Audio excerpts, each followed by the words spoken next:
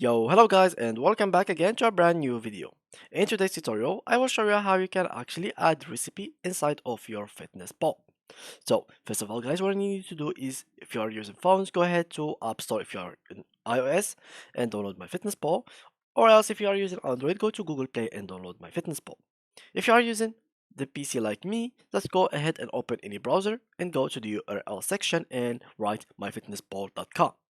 Now, as you can see, this is the page. You will not receive it like that at the beginning. You have to create an account first. So create one by using email, password, and then your affirmations about your body, like weight, height, and then your goal and date of birth. Now, after that, you put your state whether you are active, so you move a lot, or you're not active. So now, how you can actually add recipe? So it is pretty simple. Just go here to this menu and click on food. Now, what you're gonna do is click on recipes and wait, here you can actually add the recipe manually, so you can write it here or you can drag it from a URL. So for example, if you want to go and we search for soup recipes and we drag this one for example, and let me just search for food. So for example, this one.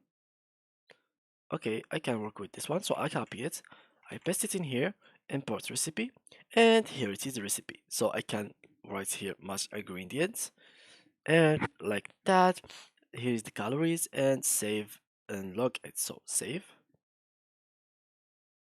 and here it is, the recipe has been added to this section. Of course, you can edit it by clicking on edit, or copy it, or remove it. So if you click on edit, you can actually go here and remove this potato, add some other ingredients, change the calories if you have the premium version, add servings, and if you go back here, we can just remove it by clicking on this remove button. So yeah guys, that was it to today's video. If you enjoyed it, please leave a like and thank you for watching.